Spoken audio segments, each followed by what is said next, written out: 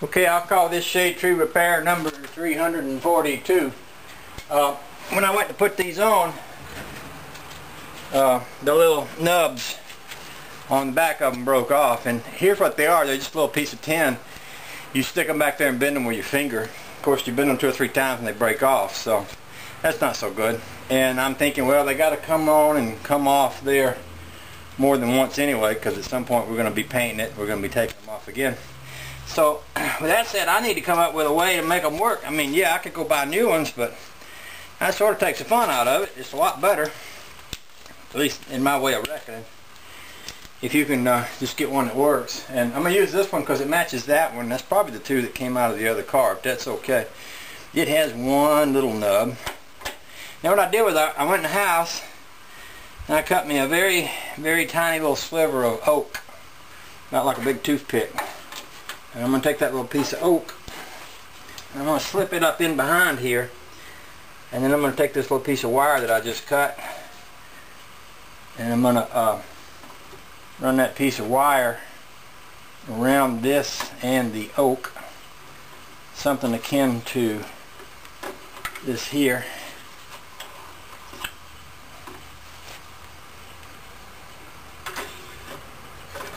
To stop talking and start paying some attention to what I'm doing.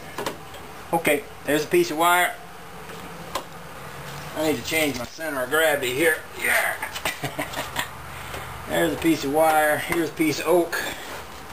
Stick the stick up through the piece of wire. Pull the piece of wire tight. Get the doohickey in position. And then squeeze the piece of wire together and give it a twist. Take my little handy dandy tool here and give it another twist. It's going to have to be tight enough so that the piece of wood doesn't fall out on the road somewhere.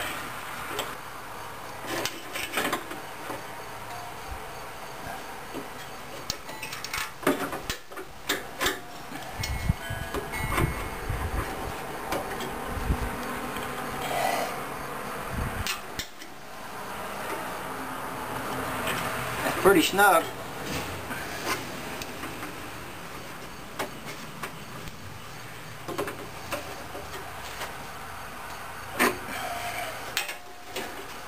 I don't think that's going to fall out.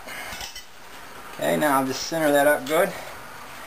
I'll take my little tool here and just snip this extra off. There. That's pretty good. What the heck? Pretty good. I like it. I'm going to call it good enough.